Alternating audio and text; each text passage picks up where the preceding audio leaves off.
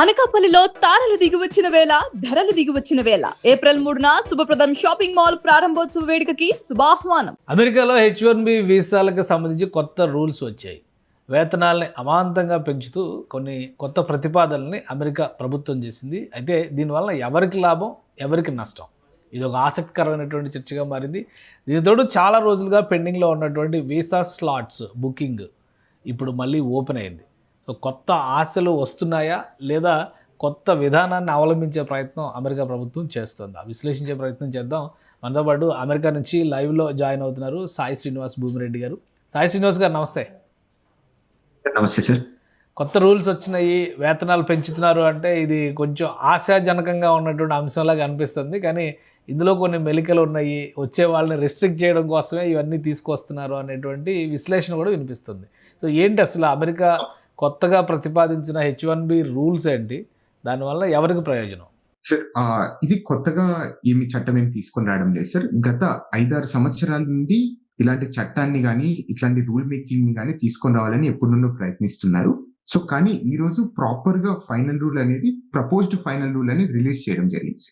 అంటే దీని రూల్ పేరు ఏం పేరు అంటే improving wage protection for the temporary and permanent employees of certain foreign nationals in United States అని రాయడం జరిగింది. సో దీని విధానం ఏంటంటే 2005లో ఉన్న వేజ్ ని లేకపోతే వేజ్ సిస్టాన్ని అదే సేమ్ మనం 2026లో కూడా అదే ఫాలో అయిపోతున్నాం. దీనికి కొన్ని మార్పులు అనేది తీసుకొని రావాలి. ప్రతి H1B అనేది స్పెషాలిటీ ఆక్యుపేషన్ కింద. సో దానికి ఎడ్యుకేషన్, ఎక్స్పీరియన్స్, దాని లేకపోతే స్కిల్స్ ఇవన్నీ కన్సిడర్ చేస్తా వేజెస్ అనేది ఉండాలి అనేది మెయిన్ ఇంటెన్షన్ తో ఈ రూల్ అనేది తీసుకొని రావడం జరిగింది. ఓకే. సో దీనివల్ల అసలు మనకి అంటే ముఖ్యంగా H1B అనగానే ఇండియన్స్ ఎక్కువ యూజ్ చేస్తారు, ఇండియన్స్ ఎక్కువ అప్లై చేస్తారు. క్వాలిఫై అయ్యే లిస్ట్లో కూడా ఎక్కువ పర్సెంటేజ్ ఇండియన్సే, 70-80% ఇండియన్సే H1Bలు కొట్టేస్తున్నారు అనేటువంటి విమర్శ కూడా చూసాం మనం.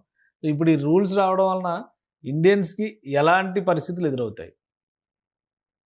సార్ మీరు అన్నది 100% నిజం సార్. అంటే 70% ఆఫ్ ద H1Bs హోల్డర్స్ అంతా ఇండియన్స్ ఉన్నారనేది చాలా క్లియర్ గా మనందరికీ తెలిసిండేది.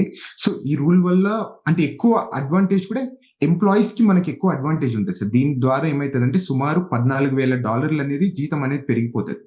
సో దాని ద్వారా ఎంప్లాయర్స్ కి ఏమైతుంది అంటే ఎక్కువ బర్డెన్ ఉండడం వల్ల సో మనకన్నా సో ఇక్కడున్న యుఎస్ వర్కర్స్ ని హైర్ చేసుకోవడం బెటర్ కదా అని ఒక ఇంటెన్షన్ తో వెళ్తుంటారు సార్.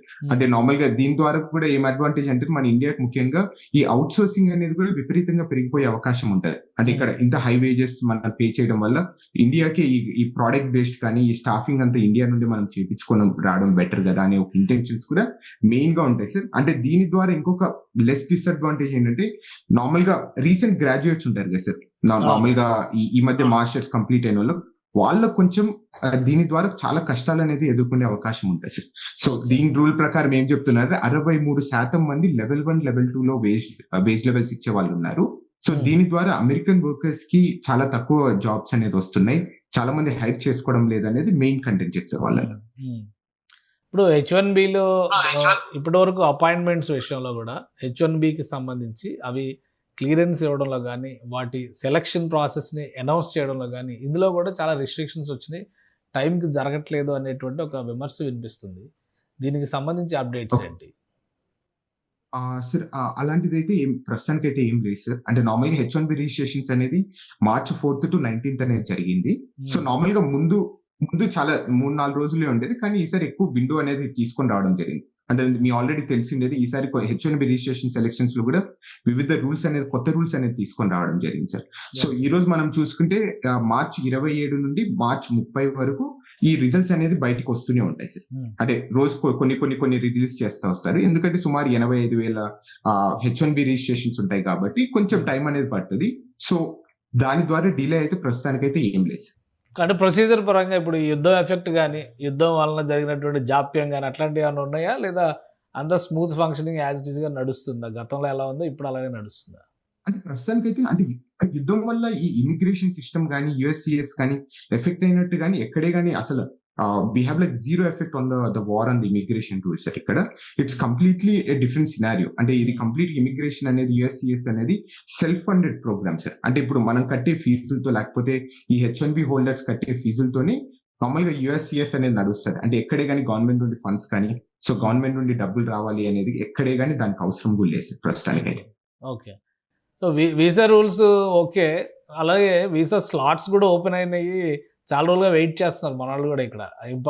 అపాయింట్మెంట్స్ లేవు, ఇంటర్వ్యూస్ దొరకట్లేదు. ఒకవేళ ప్లాన్ చేస్తే కూడా యాక్సెసిబిలిటీ ఉండదు.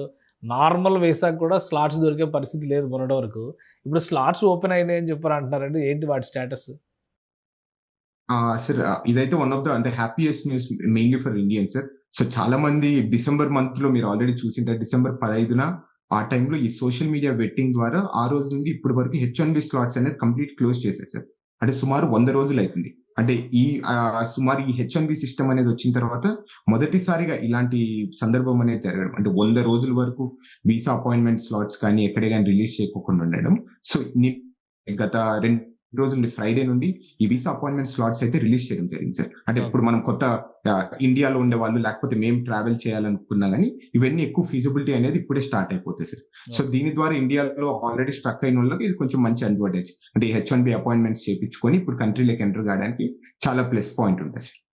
అంటే ఇది ఇంకా స్మూత్ ఫంక్షనింగ్ అనుకోవచ్చు ఇక్కడ నుంచి. ఎందుకంటే వెయిటింగ్, లాంగ్ వెయిటింగ్, 2-3 నెలల వరకు స్లాట్స్ కోసం ఎదురు చూడడం అట్లాంటి వాటికి బ్రేక్ పడుతుందా? లేదా ఆ టైట్నెస్ అలానే ఉంటుంది, కాకపోతే ఇప్పటివరకు స్లాట్సే లేవు అనుకున్న వాళ్ళకి కొంత ఉపశమనం వస్తుంది అనుకోవాలా? స్లాట్స్ లేని వాళ్ళకు కొంత ఉపశమనం వచ్చిందనేది లాగానే ట్రీట్ చేయాలి సార్ మనము. అంటే ఇంకా ఎన్ని స్లాట్స్ రిలీజ్ చేశారు, ఇలా రెగ్యులర్ గా రిలీజ్ చేస్తారని అయితే మనకైతే పకడ్బందీగా న్యూస్ అయితే లేదు ప్రస్తుతానికైతే. సో అప్పుడప్పుడు ఓపెన్ చేస్తా దాన్ని ముందుకు తీసుకెళ్తున్నారు తప్ప ఎక్కడే గానీ అంటే సేమ్ యాజ్ యూజువల్ గా ముందులాగా చేస్తాం అనేది అయితే ఎక్కడే గానీ కన్ఫర్మ్ న్యూస్ అయితే లేదు సార్ ప్రస్తుతానికి. Okay, right. Thank you Sai Srinivas గారు.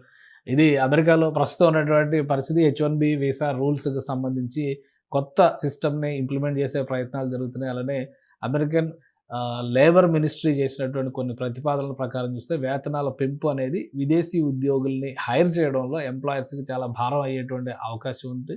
అలానే లోకల్ ఎంప్లాయ్మెంట్ పెరుగుతుందని చెప్పినటువంటి ఆలోచన కూడా కనిపిస్తుంది. అందరికంటే గుడ్ న్యూస్ ఏంటంటే ఇప్పుడు వీసా స్లాట్స్ ఓపెన్ కావడం అనేది అమెరికా పర్యటనలు చేయాలనుకునే వాళ్ళకి ఒక ఉపశమనం ఇచ్చేటువంటి వార్తని సాయి శ్రీనివాస్ గారు చెప్తున్నారు. ఇది స్పెషల్ డిస్కషన్. Keep watching.